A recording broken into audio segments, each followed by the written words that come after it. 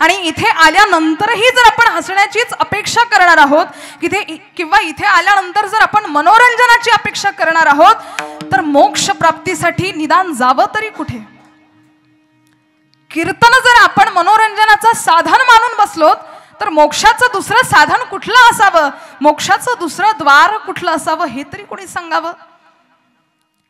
म्हणून इथे आल्यानंतर प्रत्येक कणाकणामध्ये, प्रत्येक भक्ताच्या हृदयामध्ये, प्रत्येक वैष्णवाच्या नेत्रसुखांमध्ये पांडुरंग परमात्म्याचं दर्शन व्हावं.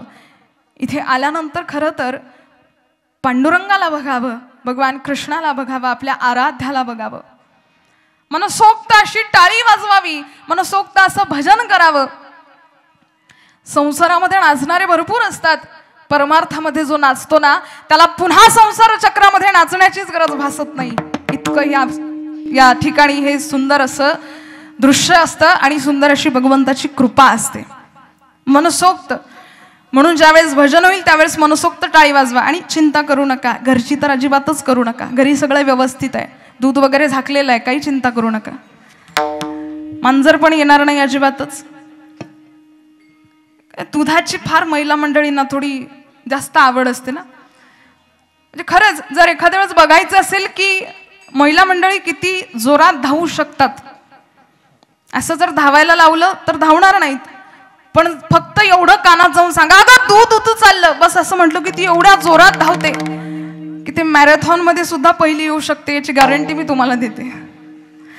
दुधाची काळजी करू नका, घर व्यवस्थित आहेत, चिंता करू नका, कुलूप सुद्धा पक्क लागलंय. गमतीचा भाग वजा करा. तुम्ही कीर्तनामध्ये इथे आला आहात तर येत्या 1 ते 1.5 तासासाठी फक्त पांडुरंगाचं स्मरण आपल्यामध्ये असू द्यात.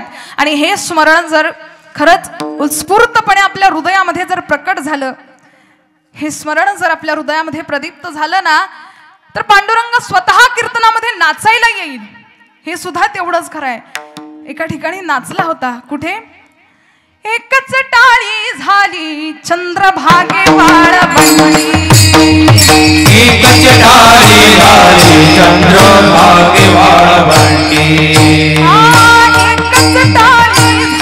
झाली चंद्रभागे वाळवंटी, एकच टाळी झाली चंद्रभागे वाळवंटी.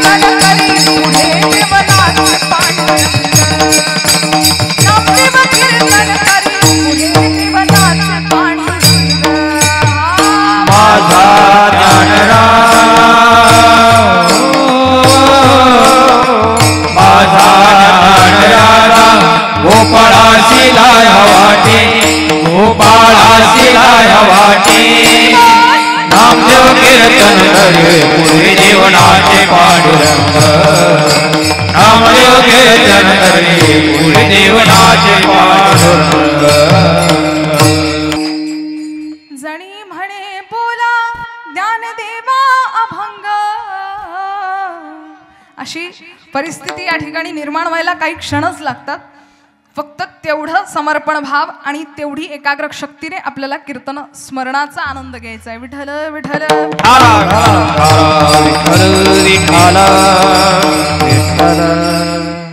म्हणून लक्ष द्या. आपला विषय सुरू होता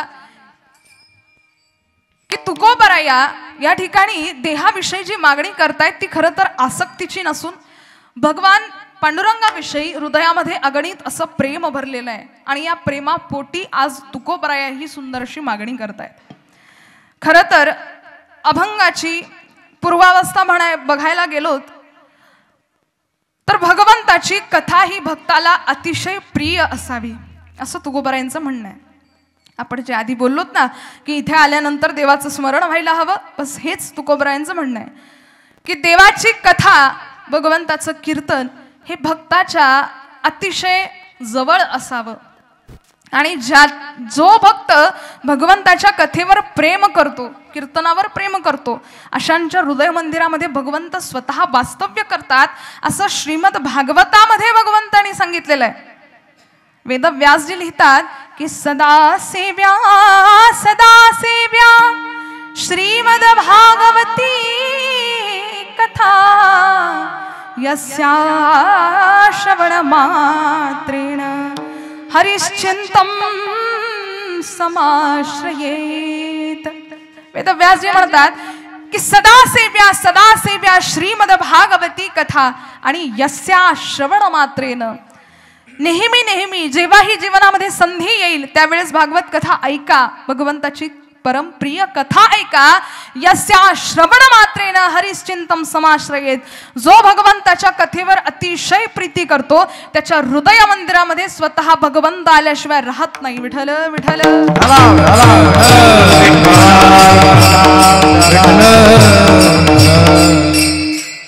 कारण भगवंताची प्राप्ती होण्याचं एकमात्र साधन म्हणजे सत्संग आहे. सत्संगामध्येच जगदीश्वराचं दर्शन होईल, अन्यथा होणार नाही. आणि सत्संगामध्ये येणारे सुद्धा जे आहेत ते पण फार परमभाग्यवान आहेत बरं. खूप भाग्य लागतं. मी तुम्हाला काही क्षणाआधीच मी म्हणालेत की इथे येणं म्हणजे माझं परमभाग्य आहे.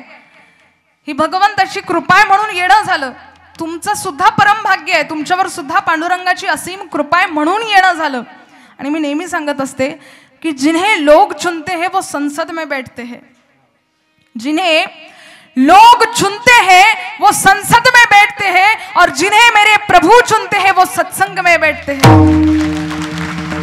ज्यांची निवड स्वतः पांडुरंग करतो ना त्यालाच या ठिकाणी बसण्याचा अधिकार असतो. म्हणून इथे येणं म्हणजे फक्त सामान्य गोष्ट नाही आहे. इथे येणं म्हणजे स्वतः पांडुरंगाचा वरद हस्त पाठीशी आहे म्हणून इथे येणं झालं. विठ्ठल विठ्ठल.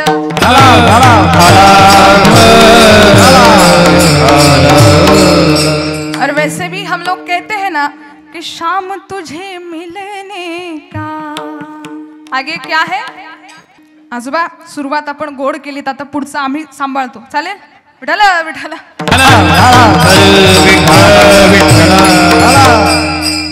मथुरा में ढूंढा तुझे गोकुल में पाया है. मथुरा में ढूंढा तुझे गोकुल में पाया है. और वृंदावन की गलियों में मेरे श्याम का बसेरा है.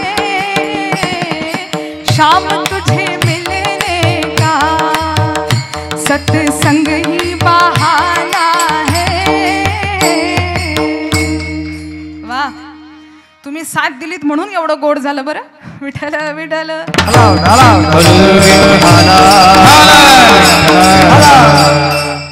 तो बस यही है जीवन का सार. प्रभु जी अगर आपसे हमें मिलना है तो बस सत्संग ही करना होगा. नारद भक्ती सूत्रामध्ये नारद जी वर्णन करतात अव्यावृत भजनात. 36व्या सूत्रामध्ये सांगतात की भगवंताचा अखंड प्रेम कुठल्या साधनेने प्राप्त होतं.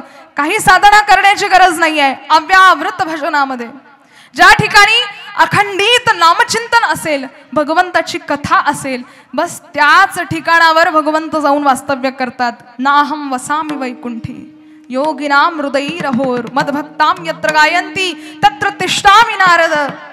तो मी वैकुंठी नसे वेळू एक भानु बिंबीहीन दसे.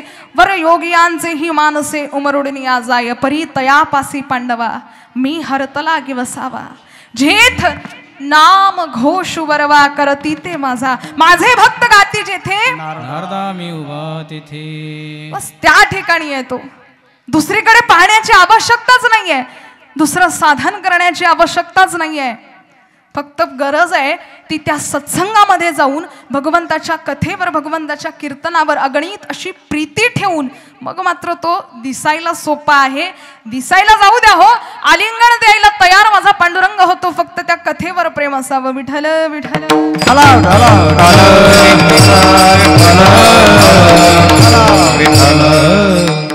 त्या कथेवर, त्या भजनावर, अव्यावृत भजनात, त्या भजनावर जर प्रेम असेल ना तर पांडुरंग सहज सापडतो. म्हणून आज तुकोबराया जगदीश्वराला मागणी करतायत. पांडुरंग दारासमोर आले, दरवाजा वाजवला. तुकोबरायांनी दार उघडावं. स्वतः पांडुरंग समोर दिसल्यावर दोन्ही डोळ्यातून अश्रुधारा यायला लागल्यात. आज पांडुरंगाचं येणं झालं. भगवंत म्हणताय तुकोबार या खूप कधीच म्हणतोय तुम्हाला काहीतरी मागा, तुम्ही मागायला तयारच नाही आहात. तुम्ही म्हणतात की आमची परंपरा आहे, आम्ही नाही मागणार. अरे किती वेळेस म्हणायचं तुकोबार या, काहीतरी मागा ना. तुमच्या भक्तीच्या ऋणातनं उतराई व्हायचंय, काहीतरी मागा. तुकोबाराय म्हणतात देवा मागण्यासाठी काही नाहीये बरं, सगळी परिस्थिती अनुकूल आहे. यद्यपि बरे झाले देवा निघाले दिवाळे, बरे या दुष्काळी पिढा गेली. तुकोबारायांच्या घरी काहीच नाहीये पण तरी सुद्धा म्हणतात सगळ्या सुखसुविधा आहे, काही चिंता करू नकोस देवा. पुन्हा भगवंत म्हणतायत काहीतरी मागा तुकोबाराया. आता तुकोबाराया हात जोडून म्हणतायत देवा देशील तर एक मागणं दे. अभंगाच्या पहिल्या चरणात कथेची सामुग्री, कथेची सामुग्री, कथेची सामुग्री, कथेची सामुग्री, कथेची सामुग्री, कथेची सामुग्री, कथेची सामुग्री, कथेची सामुग्री,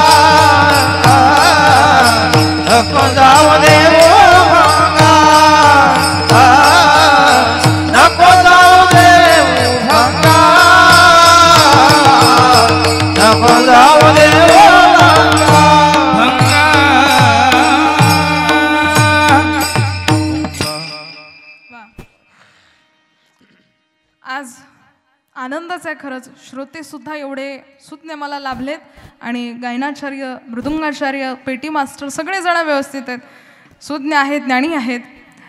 कारण एका ठिकाणचा प्रसंग मला नेहमी आठवतो. एका ठिकाणी असंच कीर्तनाला गेलो होतो. काय ना समयसूचकता सुद्धा असावी आणि साथ चांगली असेल. मी कोणाच्या साथीला वाईट म्हणत नाही अजिबातच. बऱ्याच वेळेस ऐकण्याचा प्रॉब्लेम होतो, कधी कधी ऐकायला येत नाही, कधी काही समजत नाही, म्हणूनही कदाचित जमलिंग होतं त्या ठिकाणी. पण एका ठिकाणचा प्रसंग तो नेहमी लक्षात राहतो. घडतात अशा काही काही गोष्टी ज्या आजन्म लक्षात राहतात. कीर्तनाला गेलो आणि शहरी भागामध्ये कीर्तन होतं. कीर्तनाला फक्त 4-5च श्रोते उपस्थित होते. बाकी व्यवस्था वगैरे चांगली होती, साऊंड सिस्टीम चांगलं होतं. ऐकण्यासाठी फक्त 4-5च लोक होते. मग मी सहज म्हटलं कीर्तनामध्ये, म्हटलं सगळी व्यवस्था उत्तम आहे, सगळेजण चांगले आहेत, साऊंड सिस्टीम छान आहे, मंडप डेकोरेशन, वारकरी टाळकरी सगळेजण चांगले आहेत. फक्त खेद या गोष्टीचा वाटतोय की तुम्ही सगळे कमी संख्येने उपस्थित आहात. काय म्हटलं? खेद या गोष्टीचा वाटतोय की तुम्ही सगळे कमी संख्येने उपस्थित आहात. मागच्यांनी प्रमाण उचललं. नको खेद करू कोणत्या गोष्टीचा, पती लक्ष्मीचा जाणता आहे. असं प्रमाण म्हटल्यानंतर म्हटलं मी स्वतःच्या डोक्यात दगड घालू की यांच्या. असू द्यात. मला असं वाटतं कदाचित ऐकण्यातच काहीतरी गडबड झाली असावी. विठ्ठल विठ्ठल.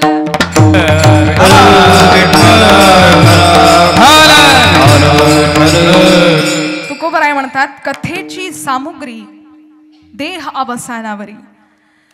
देह अवसानावरी याचा अर्थ आहे देहामध्ये बळ असू देत. आणि कशासाठी? तर कथेची सामुग्री. कथेमध्ये जाण्यासाठी काहीतरी सामुग्रीची आवश्यकता आहे. सामुग्री कळते ना तुम्हाला? सामुग्री म्हणजे काय? एखाद्या विशिष्ट गोष्टीसाठी लागणाऱ्या वस्तू. तसं कीर्तनासाठी मृदुंग लागतो, टाळ लागतात, हार्मोनियम लागते, साऊंड सिस्टम लागते, वारकरी लागतात, टाळकरी लागतात, चोपदार बुवा लागतात, विणा हवा असतो. ही सगळी काय झाली कीर्तनाची सामुग्री.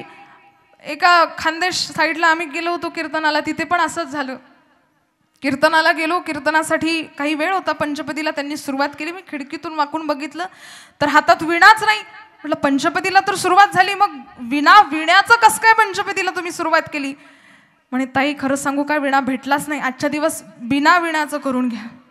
म्हटलं हे काही आता जमणार नाही, कारण शेवटी परंपरा आहे, संतांनी सांगितलेली आहे आणि आमच्याही पिढीजात ही परंपरा आहे. विणा विण्याचं कसं काय कीर्तन करावं? आणि तसंही विणा म्हणजे आमच्या वारकरी संप्रदायाच्या पक्षाची निशाणी आहे. विणा याच्यामध्ये पाहिजेच. म्हणजे बिना विण्याचं मी काही कीर्तन करणार नाही. ते म्हणाले थांबा आम्ही शोधून आणतो. आजूबाजूच्या गावामध्ये गेले, विणा काही सापडला नाही. म्हटलं पटकन करा, कीर्तनाची वेळ होते, घरी जायला वेळ होईल आम्हाला, लवकर करा. एक म्हातारे आजोबा उठून आले, म्हणे एवढीच हौस होती तर विणा घरून काऊन नाही आणला? म्हणून मग तेव्हापासून म्हटलं बाबा जसं आहे तसं सुरू करा, जाऊ द्या घरी. विठ्ठल विठ्ठल.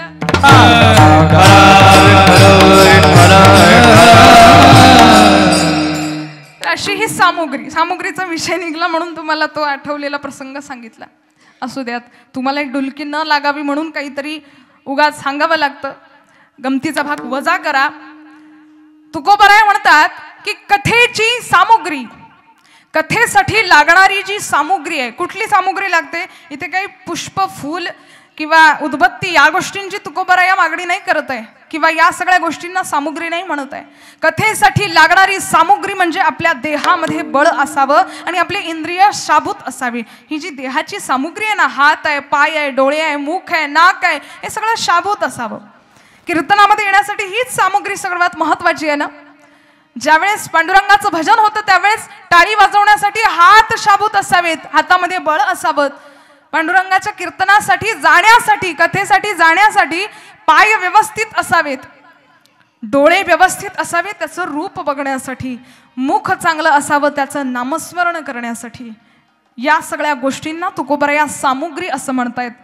कथेची सामुग्री देह अवसानावरी. देवा या देहामध्ये कायमस्वरूपी बळ असू देत, या देहामध्ये नवचैतन्य असू देत. कशासाठी? संसारासाठी नाही देवा, वासनेसाठी नाही देवा, फक्त तुझी कथा ऐकायला मिळावी, तुझं कीर्तनाचं प्रेम आम्हाला मिळावं म्हणून ही सामुग्री व्यवस्थित ठेवू. विठ्ठल विठ्ठल.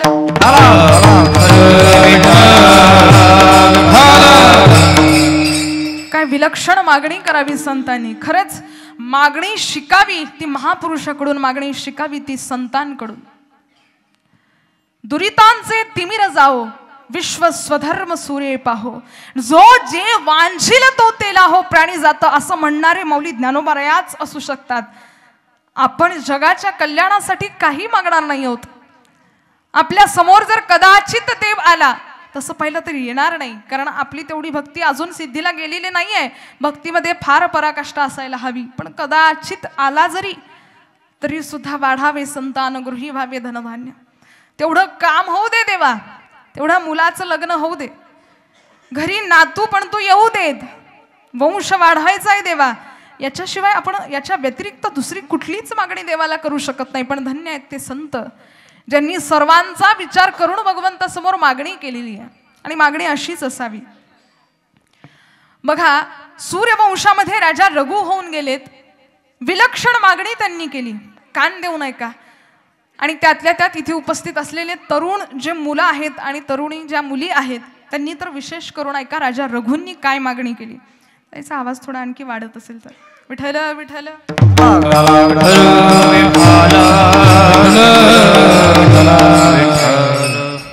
एक दिवस राजा रघु वनामध्ये यज्ञ करत होते आणि त्या यज्ञामध्ये प्रत्येक देवाची आहुती त्या ठिकाणी द्यायला सुरुवात केली होती.